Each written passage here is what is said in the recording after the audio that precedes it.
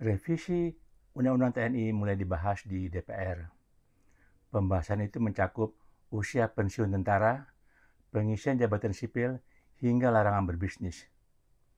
Namun, gelombang penolakan baik dari legislator dan koalisi masyarakat sipil terhadap revisi Undang-Undang TNI, termasuk Undang-Undang Polri dan Undang-Undang Kejaksaan semakin menguat.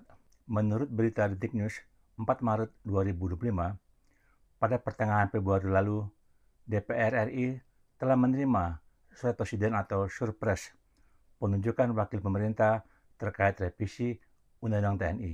Proses legislasi revisi Undang-Undang itu masuk dalam Prolegnas Prioritas 2025.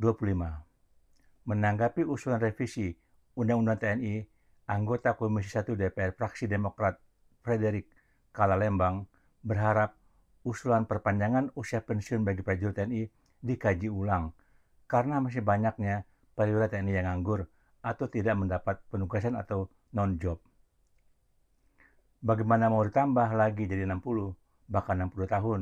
Nah, ini mungkin yang harus dipikirkan, kata Frederick dalam rapat Komisi 1 DPR bersama pakar di gedung DPR Senayan, Jakarta, Senin 3 Maret. Demikian Detik News. Hal lainnya yang juga disorot soal rencana aturan yang mengizinkan TNI dapat mengisi jabatan sipil.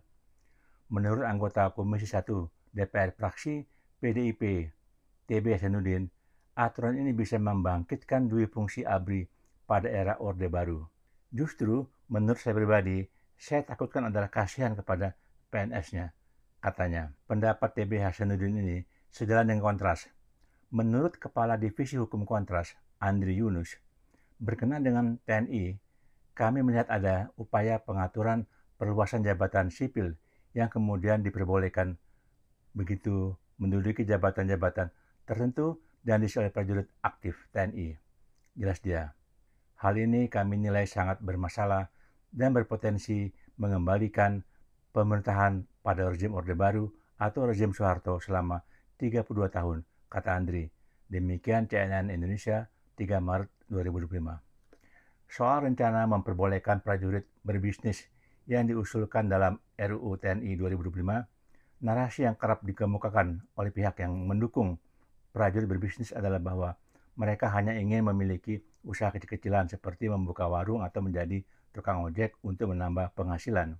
Menurut Khairul Fahmi, pengamat militer dari Institute for Security and Strategic Studies ISESS, alasan kesejahteraan untuk membenarkan prajurit berbisnis merupakan argumen yang fatal karena terlalu menyederhanakan masalah. Padahal, lanjut Khairul, jika kita melihat sejarah dan realitas selama ini, dalam praktiknya bisnis skala kecil tetap sangat memungkinkan berkembang menjadi skala besar. Lagi pula, usaha skala mikro dan kecil sebagaimana diinginkan itu sudah marak dipraktikkan prajurit bawah dan relatif tak dipermasalahkan. Sejarah pun menunjukkan bahwa ketika militer diberi ruang untuk terlibat dalam kegiatan ekonomi, mereka dapat berkembang menjadi pemain utama dengan memanfaatkan pengaruhnya. Pada era 1990-an, Fahmi mencontohkan personel militer mengolah berbagai aset ekonomi, baik aset warisan pemerintah kolonial maupun yang mereka ambil alih sendiri. Demikian Tirto 5 Maret 2025.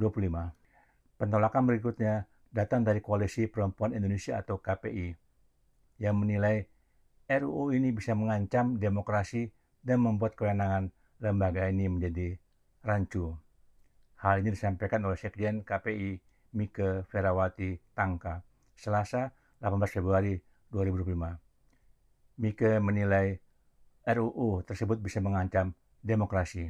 Sangat mengancam demokrasi, kewenangan mereka yang rancu dan tidak dibatasi, membuat mereka juga akan semena-mena dan semakin punya ruang untuk menekan ruang sipil, ujarnya kepada wartawan Detik News 18 Februari 2025.